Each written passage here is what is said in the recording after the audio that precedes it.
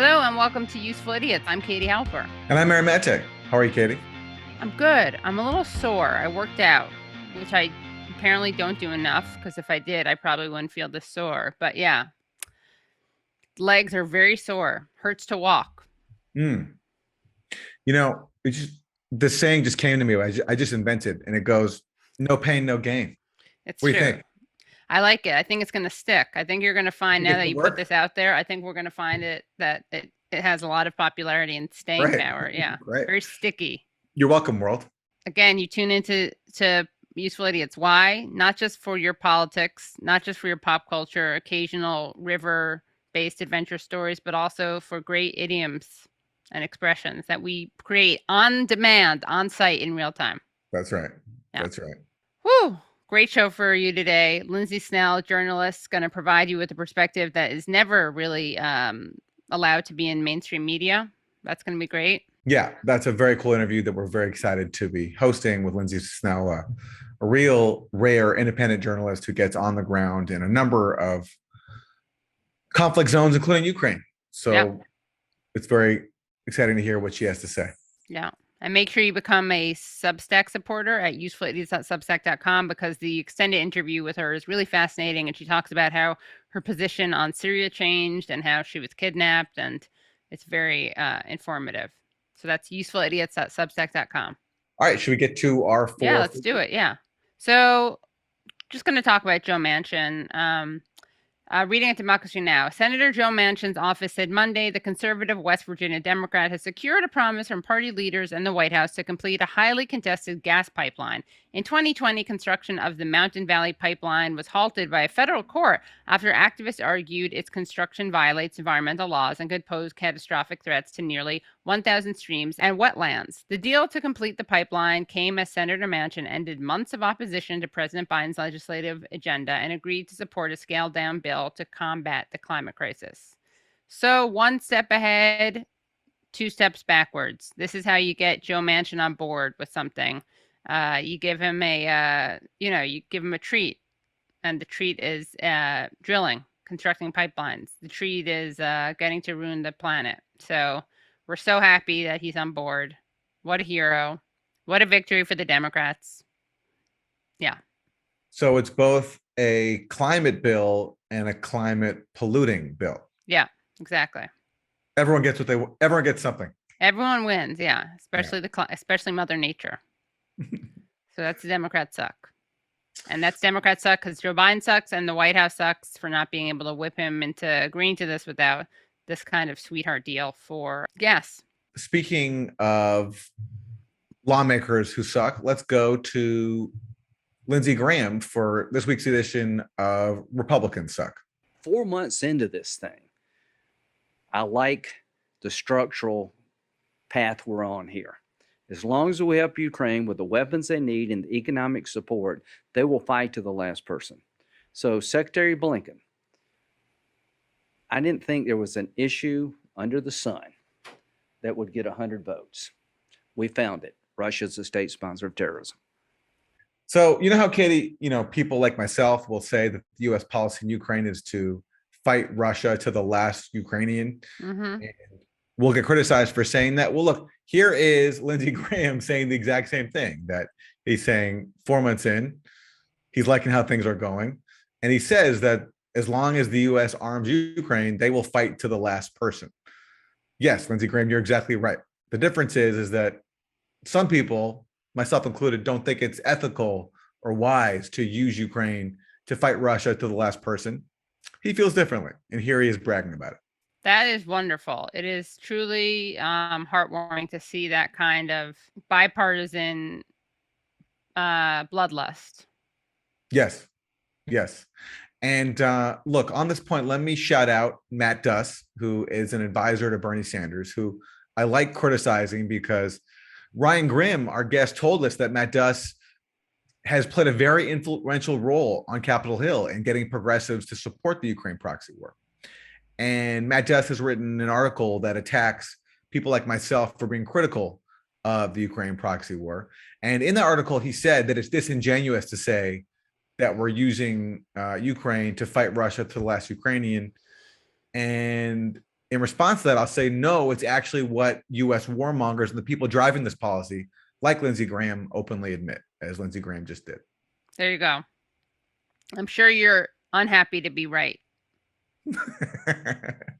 Well, I am unhappy to be right overall for humanity because it's terrible. That's what I'm saying. Yeah, I wasn't that actually wasn't a dig at you for being. Okay. Yeah. I was actually speaking to your higher humanity, to your spirit, higher spirit. That. I appreciate your that. higher power. Yeah. And because Republicans lack that same humanity, that is why they suck. Right. And to be fair, this is one of those Republicans and Democrats suck, but they get credit for that one. Absolutely. But so many of them are that too. Again, it speaks to the great post-partisanship of ruining the planet through plundering its resources or war, endless war. So shout out to both parties, honestly, at the end of the day. So I got an interesting, isn't that weird? This great story is coming from the New York Post. Hitler's gold watch with initials AH swastika sells for 1.1 million. I guess it's a little below the New York Post even to try to do. I was expecting some puns from the New York Post, honestly, but I guess when you're talking about Hitler paraphernalia, it's a little gauche to do that. Adolf Hitler's personalized watch just sold for 1.1 million amid widespread backlash.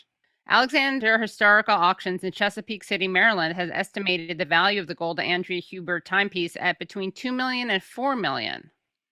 Describing it complete with its infamous owner's initial AH and an engraved swastika as a World War II relic of historic proportions. But Jewish leaders and others condemned the auction of the wristwatch, saying the timepiece had little to no historical value. Then they show a tweet from Aviva Klompas reading, "Utterly disgusting. A Maryland auction house auctioned off Hitler's watch, thereby profiting off one of the darkest periods in modern Jewish history. Let's be clear, selling Nazi paraphernalia glorifies genocidal murderer." Small edit there. That was the darkest period in modern Jewish history, hands down. It's not one of the darkest periods. Yeah, probably, yeah. That's the darkest. Right. There were a lot of pogroms, but yeah, that's true. Yeah.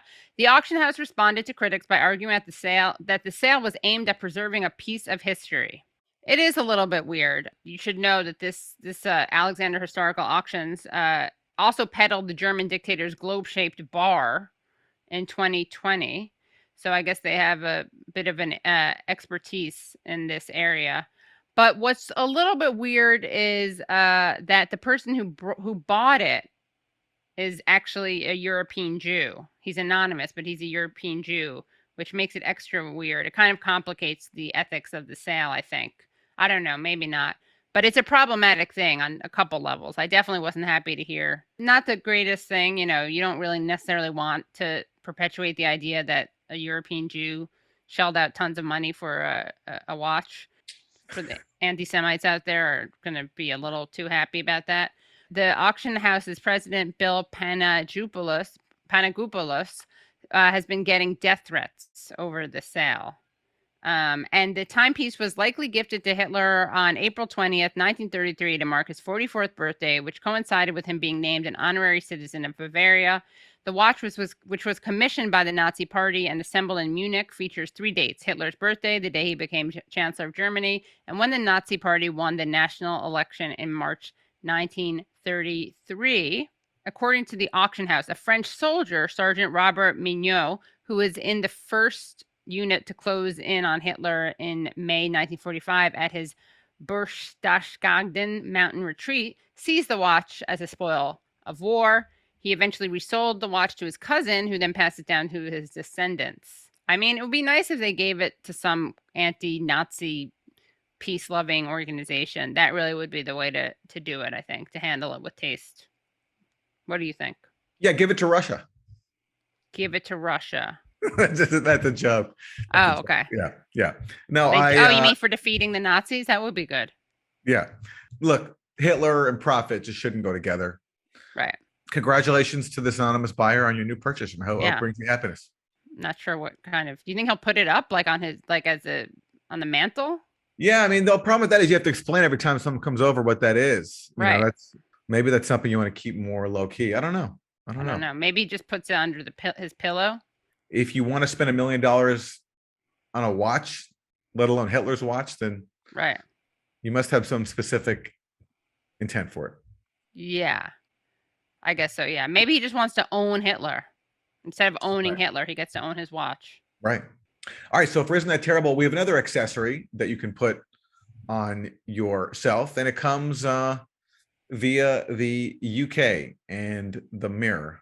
Woman furious after neighbor dumps insulting gift on her doorstep.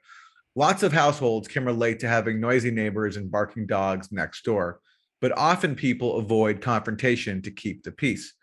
One dog owner was left shocked and insulted after someone mysteriously dumped a muzzle on her doorstep. Posting on a Facebook group, the anonymous woman ranted, "Whoever dumped this at my doorstep, can you come and collect it? My dog certainly doesn't need it.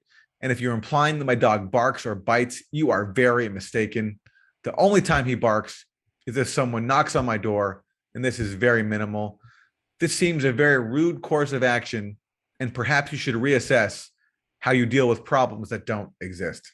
That's dog shaming and dog owner shaming. Yeah, it really is. Yeah. Thoughtful, though, to leave the muzzle in its packaging. This is a brand new dog muzzle. This is not secondhand. Right. That is true. That's thoughtful. This is, fresh product here. This Right. isn't, for example, Hitler's used watch. This is a brand new dog Right. muzzle. It's not like Hitler's used muzzle, No, exactly. which it would have helped the world to have one of those around, honestly. It would have. That'd be a great switch. Give the muzzle to Hitler and the dog the watch. Yeah. A Yeah. puppy watch. Yeah. That would have been Yeah. good. Yeah. Yeah. Yeah. Well, that's terrible for so many reasons. You got the shaming, but then also would be victim blaming. I mean, they're saying that the dog only barks when people come to the doors. That's a public safety issue. Yeah. Should the dog not be allowed to keep its owner safe? That's right. Listen, Katie. Basically, what I'm drawing is whenever there's dog-related content on Useful Idiots, the lesson is it's not the dog's fault. Leave the dog No. alone. Leave the dog alone. Free the dog. Yeah. Don't pup blame. Don't canine blame. Yeah. Canine phobia is a terrible thing. Yeah. Maybe it's because, it may be because I have a special soft spot because my parents have a dog, Bodhi, who yaps a lot because she's a Lhasa Apso, and they were bred to protect their monks in monasteries. They were bred to make noise. So they have this kind of little Napoleon complex thing going on because they're very little. They're adorable. They're little small things. At the same time, they have very good hearing. So what would happen in the olden days is that they would hear an intruder or a bandit or whatever. They would start barking, and then these Tibetan Mastiff dogs outside the monastery would get ready to attack. But, evolution doesn't always work out that smoothly. So now in modern day society, you have these little Lhasa Apsos walking around, barking at huge dogs, barking at noisy things like trucks, motorcycles, and Bodhi at least actually would, if she weren't on her leash, she would run after them and try to attack them. And that would end up very poorly for Bodhi because she's a little dog and we're talking about a truck or a motorcycle or a huge dog.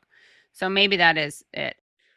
My question is, given the, intergenerational knowledge that we all carry from our ancestors, do you think that Bodhi thinks of you and your family as monks? Oh yeah, we're definitely monks. Yeah. Yeah. So that means I could think of you as a monk as well, Katie. Yeah, you could. Yeah. You could call me the Dalai Lama. It's a plan. Well, anyway, that rounds up this week. Isn't that terrible? Yeah.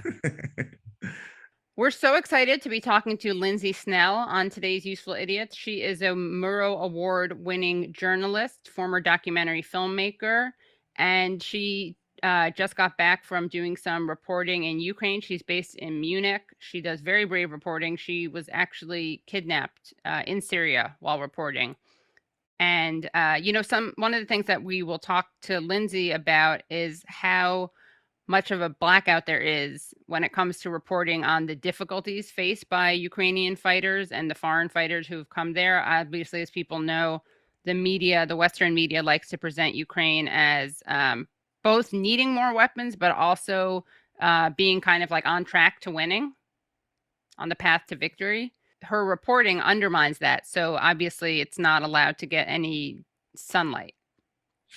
Yes, the Ukraine conflict has been totally whitewashed, and that's why reporters from the heart of NATO, like Lindsey, who go there on the ground and expose what's really going on, speak to the foreign fighters who are flocking to Ukraine and discovering that they're actually under-equipped and that there are neo-Nazis and fascists in the ranks of the Ukrainian forces.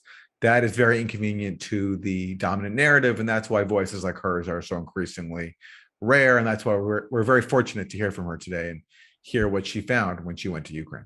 Yeah. And Aaron, I want to just, I was actually talking to a friend the other day who was like, I don't understand. Why are we doing what we're doing or not doing what we're doing? As in, why are we not facilitating negotiation and using diplomacy in that region? And I was like, oh, it's because the West doesn't want it, because of the arms industry, because of geostrategic interests. But I kind of was trying to break it down. And so, okay, the West, like Joe Biden wants to bleed Russia, right? We know that. Lloyd Austin, the head of the Pentagon, has said that. Then there's the arms industry that obviously wants to sell all these weapons, and the arms industry are big donors to both parties, right? But like, how does this happen on a more concrete level? Is it that they actually conspire? Is it that they don't have to conspire? It's just like goes without say that the arms industry is donating a lot to both political parties. How do you think this works? About a month before Russia invaded Ukraine in February, I wrote an article at my Substack, massey.substack.com, called The Ukraine Crisis, sponsored by US hegemony and war profiteers. And those are the two main interests that have been driving this crisis, I think. The person who said it best is a guy named Carl Gershman, who was the former head of the National Endowment for Democracy. It's a US government funded organization that foments regime change and destabilization around the world in states that the US wants to control. And he called Ukraine in the fall of 2013. He said that Ukraine is, quote, the biggest prize.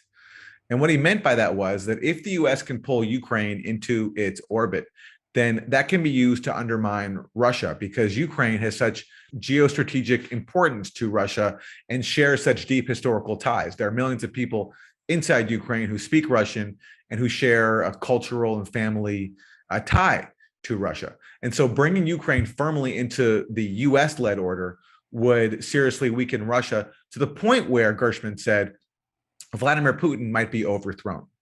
And that has essentially been the U.S. policy. The U.S. has been trying to bring Ukraine into NATO for a long time. They enshrined that as policy in 2008, even though the current director of the CIA, William Burns, warned that this policy could lead to war. U.S. policymakers have pursued it because they don't care about averting war. They want to do anything that can weaken Russia. So using Ukraine as a proxy against Russia, trying to bring it into NATO, if that can happen, then the U.S. could place weapons there that could threaten Russia and really just increase U.S. dominance. And this happens to comport beautifully with the interests of war profiteers in Washington, who make a lot of money off of NATO expansion and the conflicts that it causes. And so it's just this great symbiotic relationship where the more U.S. hegemonic interests are pursued, the more the war industry profits. And that's why whenever there's lobbying to expand, or whenever there's a Senate vote to expand NATO, as we've just seen, the weapons industry spends a huge amount of money lobbying Senate because it's so profitable for them. Because the more countries that come into NATO, the more countries have to meet NATO standards and then spend more money on US-made weapons. So those are the two main interests: is US hegemony and war profiteering. That's the Western interests that are being defended in Ukraine, not all this talk about protecting democracy and sovereignty, two concepts the US could care less about. Right. By the way, do we know how popular joining NATO is among the Finnish and Swedish people?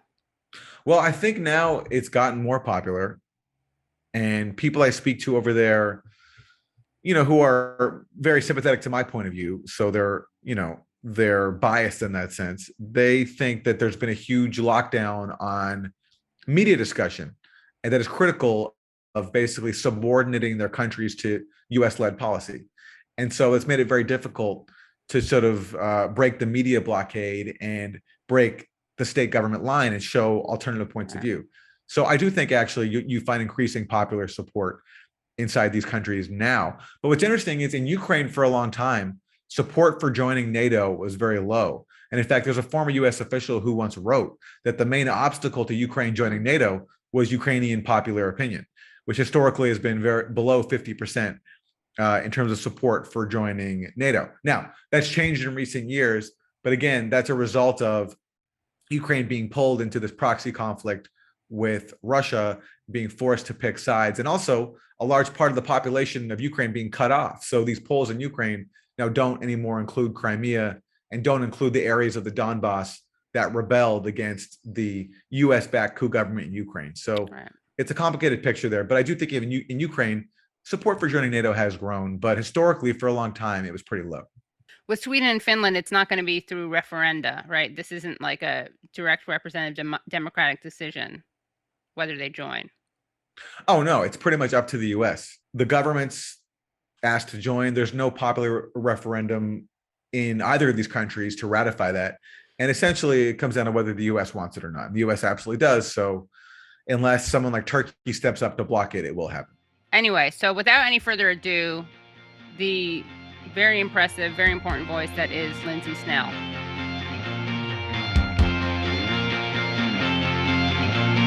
Lindsey Snell, thanks for joining us. Thanks for having me. How are you? We're good. So you recently came back from Ukraine and you wrote a dispatch called "I Have a Chance to Kill Some Russians: Interviews with Foreign Volunteers in Ukraine." Talk to us about who you spoke to in Ukraine and what they told you. We spoke to around a dozen foreign volunteers in Ukraine, mostly American, British, Canadian, some Georgian, also a couple French.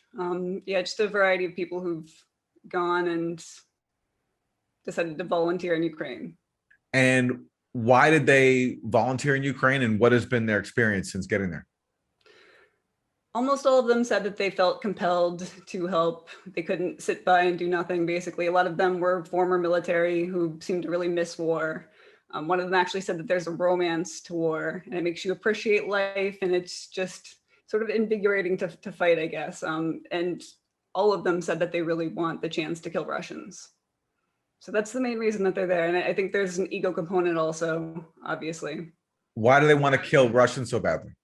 I really can't answer that, and they can't really answer that, except that, Russia's evil, an evil empire. Russia wants to take over the world, so they just sort of repeat these things. This was a really amazing piece, and as you said, I was kind of surprised by how, in some cases, honest the people were about how badly it's going. I was also surprised by the quote that you referred to, Sean. I guess these are all pseudonyms, right, to protect them. But Canadian, who says, "I think the volunteers are making a difference. At least some of us are. And war gives a new meaning to life. There's a romance to it. When you see that much death and destruction, you sit and appreciate the beauty of the simple things in life. Also, I have a chance to kill some Russians," which was kind of an interesting, weird contrast, hearing him kind of wax poetic about the beauty of life and then ending on a note of how great it is to kill some Russians. He is Canadian. He's, I think, 30 years old, former veteran who'd been in Iraq and didn't really have much going on in Canada. And that's the reality. So he actually said, it's another war. I said, what do you mean? He said, well, I miss war. That's the last time I felt like I really had a purpose. So, I mean, it's not really an altruistic reason to go to Ukraine. It's a war. So he has a purpose now. He's fighting the Russians. Yeah, we're all searching for meaning in life, Sure. And Aaron can relate, especially because you're Canadian, so you get how boring it is. Oh, yeah, it's true. Yes. I chose a different path to deal with my Canadian boredom, but hey, no judgment. Lindsey, you also spoke to someone you identify as Steve. He's American, and he was troubled by the presence of neo-Nazis around him. Can you talk about what he told you? He was shocked when he's a military trainer. So he was training, various Ukrainian battalions in Kiev and Lviv. And he said when he first walked around, he saw, SS logos and black suns and swastikas, and he couldn't believe it. And when he asked the translator to tell that it was an Azov battalion, he said, can you please tell them they have to cover these up and take off the patches? They just wouldn't. They flat out refused. And he said, we're getting aid donations. If anyone sees these things, the aid donations will stop. They still didn't care. They really have no qualms about sharing their neo-Nazi ideology. So, well, that's where I think Steve is wrong, because I think the people donating military equipment know full well they're giving it to people who are proudly displaying Nazi insignia. They just don't care. So I think Steve was, too anxious there. But so, what's your sense of the percentage or the amount of Nazis and fascists that are inside these armed forces right now in Ukraine? I think they actually did, go to great lengths to try to cover it up. because you'd see some Azov like billboards that were like half down. I mean, I've seen on Facebook where local authorities are painting over Azov murals, and they're getting really upset about that because, you know, they're painting over the Wolfsangel or whatever. So I think that they've actually gone to great lengths to try to cover it up and hide it. But any front line, you stop in a gas station, you'd see, you know, the red and black Bandera flag and the Wolfsangel and SS logos. I mean, it's rampant. It's absolutely rampant. Well, just to explain who Bandera is, Stefan Bandera is the founder of a nationalist movement inside Ukraine. He's regarded by some as a hero, but he also collaborated with the Nazis and helped kill thousands and thousands of Jews and others around the time of the Second World War. And he, according to many people in Ukraine, is a hero. And we saw that interview with the mayor, a Ukrainian mayor who had his photo in the background, had a portrait of him in the background. And some people like to bring up the fact that he himself was in a Nazi concentration camp as kind of proof that he didn't collaborate with Nazis, but Nazis just put people in concentration camps. It doesn't mean, like, they had a fight, I guess, a falling out, and they probably didn't like him because he was Ukrainian, but it doesn't mean he was some kind of anti-Nazi.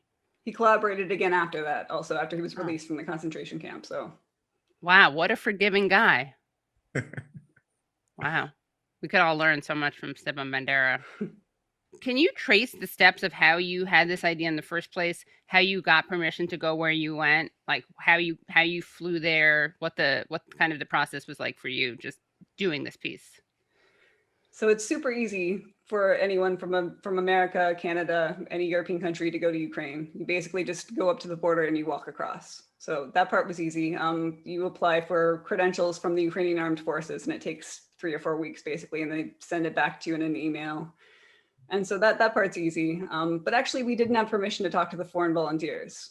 We talked to one who was with this a group called the Georgian National Legion, which is Georgians who've been there since 2014, basically. And I guess they're officially under the Ukrainian military, but they're their own volunteer battalion, I guess. But for the most part, the International Legion, which is the official one that Zelensky announced right after the war started, basically stopped all media interviews that they didn't supervise as of July, because people were too honest, and a lot of bad information about these legionnaires came out. So, you know, some of them are wanted for crimes in Canada and America, like rape and murder and lots of bad things. A lot of them are neo-Nazis, imagine that. So we weren't actually allowed to go and meet with them. They offered to let us interview some French and American and I think British volunteers at their headquarters, but we couldn't really get there in time and didn't really think it was going to be a worthwhile experience, you know, a supervised interview. So everything that we did was sort of unsanctioned, not really technically allowed. Yeah, I mean, we found some of these people just walking around. Some of these people we found online, and all of them wanted to keep their identity a secret because they're technically not allowed to talk to the press. And when it comes to Nazis and fascists coming from around the world into Ukraine, is that a significant trend? I don't know if it's significant, but there was one American volunteer from Florida who was trying to explain to me that no, neo-Nazis aren't really a problem. And he was saying, you know, that these volunteer groups, they vet every person like so thoroughly, they check for tattoos. He's like, one guy was just kicked out last week for getting a Wolfsangel tattoo. It's like, what the fuck did he get a Wolfsangel tattoo when he's in Ukraine? It's definitely a thing. And I saw a German guy with like a black sun tattoo. So it's a thing. I don't know if it's a major thing. And I think that there are some, I mean, some of these battalions that have very strong neo-Nazi like histories have minorities from America and Canada and Europe who are fighting with them. And I think that they truly don't know. Like they truly didn't do the research. You know, some of these groups sort of renamed themselves a little bit. So they didn't do the research to know that, yeah, like 4 years ago, they were just posting swastikas all the time. You know, one of the things that was interesting and was the experience that you had when you went to a town and you had to leave because someone accused you of like siding with Armenians. Can you explain what happened there?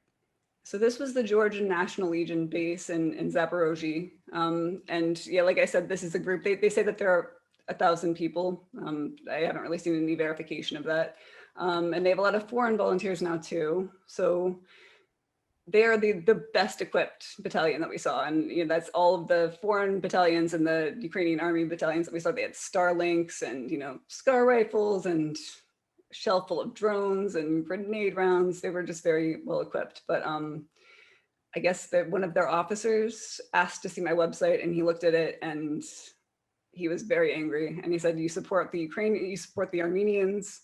I said, "No, I was just covering the war." He said, "No, you support the Armenians. You're working for the Armenians." And he sort of walked off. He asked some questions. He asked my colleague, Corey, who's known me for 11 years, like, "Did she just find you in Ukraine now? Do you actually know her?" It was very bizarre. But the inference he drew, I guess, was that if I support the Armenians, then Armenia is an ally of Russia, so I must be a Russian spy. And so that was very weird and very tense. And we had some arguments about Karabakh, and then we left as quickly as possible. And he had a car follow us basically until we were out of the town. And then after that, I was getting weird phone calls for the rest of my time in Ukraine. Like what? What kind of phone calls? I think that they were just trying to track me. This is what everyone I asked said. So it was just a bunch of random numbers calling me like constantly. And for people who are watching who may not know about this story, can you just set up what happened? Like when Zelensky made this call for volunteers, how many people we think went? Part of the story is, I guess, the fact that we don't know how many people went or how many are there. Yeah, I think it was on the 26th or 27th of February, Zelensky issued a call and formed this international legion under the Ukrainian military, which was the official international legion of volunteers from foreign countries to fight with the Ukrainian armed forces. And even though he said, especially people with military experience, they got a bunch of people who had zero military experience. And from what the volunteers said, like they were basically just throwing them on the front lines in the beginning, like they were just dying in mass. And they said that 40,000 went, which seems pretty unrealistically high. And a lot of them have already left at this point. So we have no idea how many actually went and how many are there. And they're not just all in this international legion group, because there are a million little official and unofficial volunteer groups. And it's just, there's no way to know. At one point, I think in May, they were still handing out guns to anyone who asked for them, basically. And I think at some point, like, they decided to try to get some oversight. So they asked for these weapons back and got none of them back. So it's a clusterfuck. Where are those weapons going? And did you get any indication that they're going to the black market? This has been a major concern, that by flooding this country, especially a very corrupt country with billions of dollars worth of weapons, and being unable to track it after it crosses the border from Poland, that this advanced weaponry will be on the black market and in the hands of some really shady people.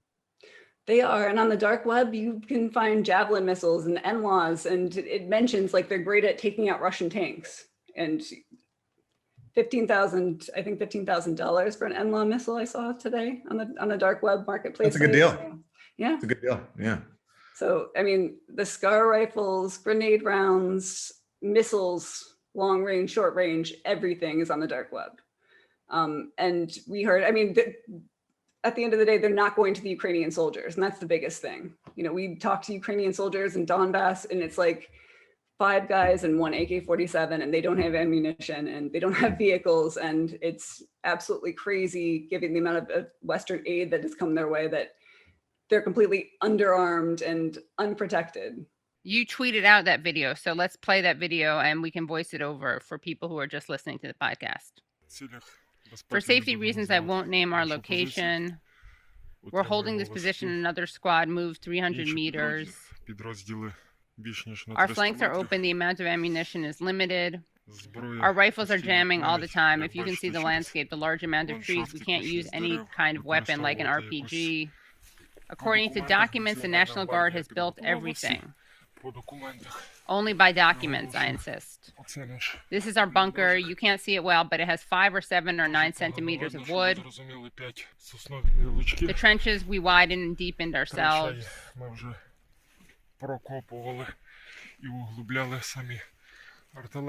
Artillery is shelling us for hours. Tanks are hitting us for hours. For your understanding of the fortification constructions, this is our bunker.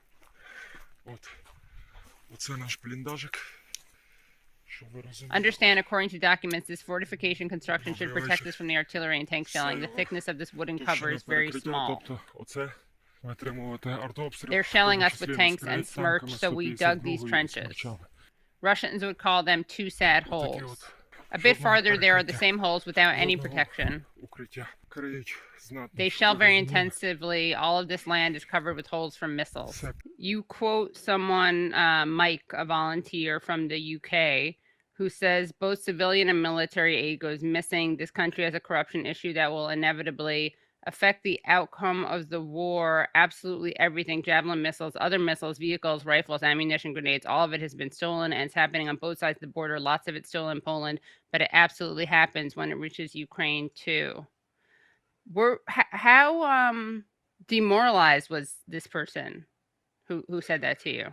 I don't think he was demoralized. I mean, I don't think any of the foreign volunteers are really demoralized because they're still there. And Right. Ultimately, really, it's not their country. It's not their war. They can leave whenever they want. The Ukrainian soldiers that we met were universally demoralized, really just burnout, exhausted, and really have no hope. Right. So what can they do? That's another question I had. I mean, they've signed contracts, right? These people who are fighting there, the foreign fighters. What can they do? One of them talks about missing his dog, how he doesn't want to die there. Can he leave? What happens if they want to leave? It's really unclear, actually, because it was well known that the International Legion was, and I think still is, making people sign these indefinite contracts that prevent them from leaving. But some of them say that they could leave if they wanted to. Some of them said they still have their passports. It's just really unclear. And I think that they were being a little cagey about that, about the real answer. And maybe they don't want to admit to themselves that they really can't leave now. But if they get caught, what happens to them? I mean, the border crossings, unless I don't think that they could successfully leave an unofficial border crossing. So I think it would just be that the SBU, the Ukrainian security service at the border would just stop them and refuse them entry to whatever European country they were trying to cross to. And if they're captured by Russian soldiers, what happens to them then? They're treated as terrorists, basically, and probably put on trial and either sentenced to death in the case of the DPR or prison sentences. And that's different from the way they would be treated if they were Ukrainian nationals? Or is it? Yeah, I think so, because technically the Geneva Convention doesn't apply to basically mercenaries, which is what they're considered to the Russians. So okay. Ukrainian soldiers are still enemy combatants, and there's sort of an official sheen to that. The big thing we're being told now in the US media about the Ukraine war is that these US weapons, these HIMARS, are making a big difference. And that if Ukraine gets more, that could really turn the tide of this conflict in Ukraine's favor. Did you get a sense of that, whether these advanced US weapon systems, these HIMARS, are making a difference on the battlefield? They also said that they're making a difference. It's really a question of whether they're making enough of a difference, and it doesn't sound like they are. They're still so outgunned, and they're also outmanned too. One volunteer said it was like 3 Russian soldiers to every Ukrainian soldier, so I don't think the HIMARS are going to be enough, but all of them, of course, repeated that they need more HIMARS, and that it makes a difference because they're, taking out Russian weapon stores, but it's not enough. 2 of the people you spoke to mentioned friendly fire. Was that something that surprised you? And why is that happening at such high a rate? It absolutely surprised me, but it's apparently happening a lot. And I think part of it is because all of these groups, volunteer Ukrainian groups, volunteer foreign groups, are sort of in the same areas. So they'll be away from the front lines and start shooting at each other. And it's just bizarre. But apparently that's most of the injuries have been shrapnel or friendly fire. It's just so unorganized. And you are based in Europe. And right now we're hearing that Germany is imposing plans to ration gas. They're even talking about returning to coal-fired plants for energy because of the reduction of Russian energy as a result of their strategy in Ukraine of siding with the US in the proxy war. So Russia is cutting back gas, and Europe's trying to cut off Russian gas too. What's your sense of how this war is impacting the rest of Europe beyond Ukraine and Russia? I mean, everyone is worried about the rationing, and it seems like it's strong likelihood that when winter comes, it's just going to be miserable here. Obviously, everything has become more expensive. For a while, we were dealing with shortages of like oil and flour and really normal things that seems weird to have a shortage of. So I think everyone's just sort of waiting to see how bad it's going to get, because clearly it's getting worse and there's no end in sight. So another thing that was remarkable in your piece was that some people like Aaron, you constantly say that this is a proxy war that is using Ukrainians as cannon fodder. And in this piece, we see one of the volunteers recounts steel plates in lieu of armored plates capable of repelling gunfire were being given to frontline troops who had 3 days of training. They were sent out with one rifle between a few guys and given 120 rounds of ammunition. Their commander and I begged the upper command not to ship the guys out, especially with that gear, but they didn't listen. I've trained over 2,000 Ukrainian soldiers, and I guess at least half are dead. Was that something that people mentioned besides this one person you interviewed?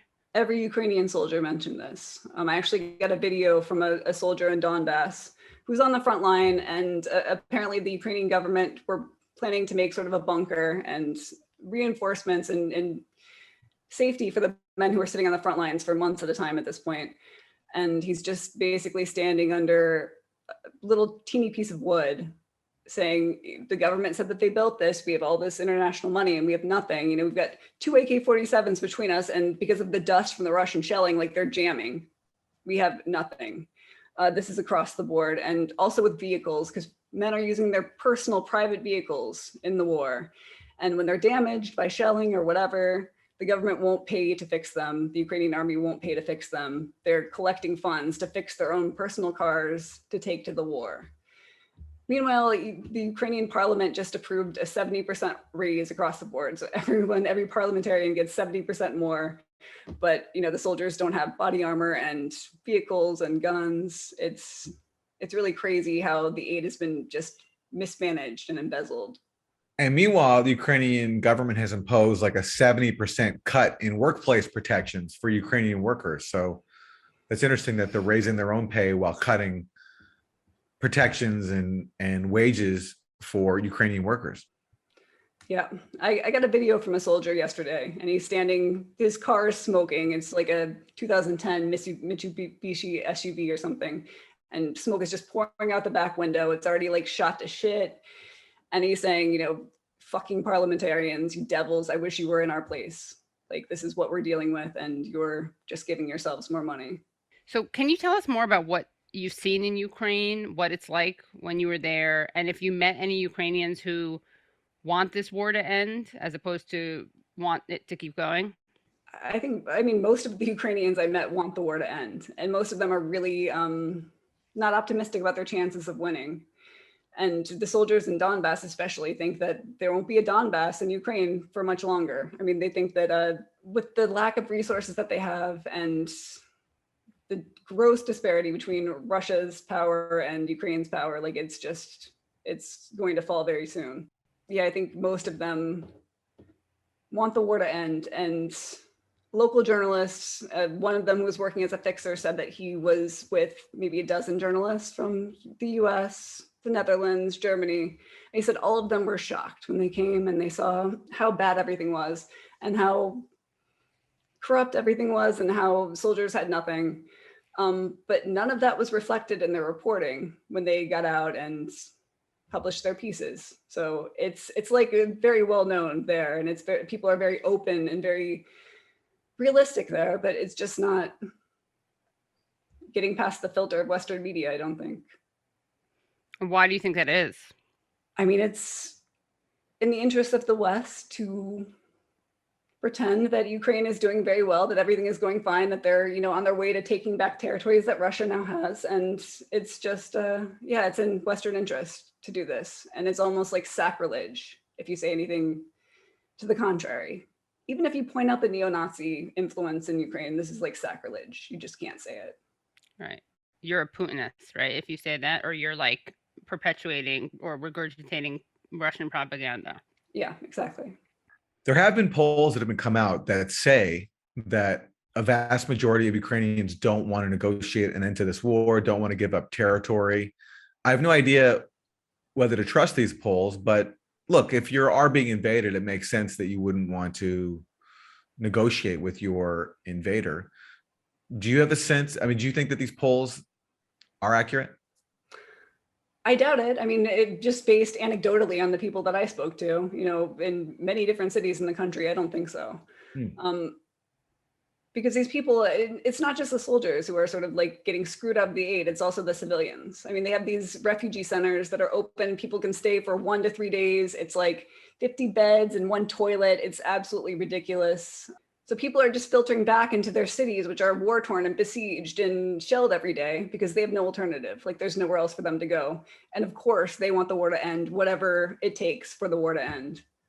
So, I mean, I think, I really, the Ukrainian public opinion that I see in the Western media is not the same as the one that exists on the ground there. Why do you regret what you initially reported on in Syria? And maybe in this context, you want to tell the story, if you don't mind, about being held hostage there. And to hear the rest of the interview, please go to usefulidiots.substack.com. That was great. That was really interesting, and it's quite pathetic that you can't find this story, her journalism being reported on anywhere but her own website in the Gray Zone. Well, other people's pathetic state is our gain, because we get to bring voices like Lindsey Snell to people who otherwise might have missed her work. So Thank you for being pathetic, everybody else, or almost everybody else. And kudos to us for not being pathetic. But no, seriously, Lindsey's a really impressive reporter and has gone to all these conflict zones directly and put herself at great risk, as she talked about, even being kidnapped in Syria and facing constant threats from people who don't like her reporting that exposes Turkish policies and the crimes against Kurds. And I really admire her for it. It's great to speak to her and hear what she has to say about all these different hotspots. Yes, and make sure that you follow her on Twitter. Her Twitter is Lindsey Snell. That's LINDSEYSNELL. And her website is ishgal.com. That's ISHGAL.com. And make sure you sign up for Useful Idiots to get bonus content from this and many other interviews. There's a lot of stuff that we give you that we don't put on the main show. So if you want to support us, you can sign up there, usefulidiots.substack.com. Yeah, and in fact, on this one, she talks about her experience being kidnapped. A bonus kidnapping story. Thanks so much. We will see you next week. Hello, thank you so much for listening to and watching Useful Idiots. For full episodes and extended interviews, please subscribe at usefulidiots.substack.com. You can subscribe on YouTube at youtube.com/usefulidiots for clips, live streams, and full episodes. Also, subscribe to us wherever you find your podcast. Follow us on Twitter at UsefulIdiotPod and use the hashtag UsefulIdiotsPod. Join us Mondays at 10 a.m. for the Useful Idiots Monday Morning Show, where we discuss the Sunday morning news shows so you don't have to watch them.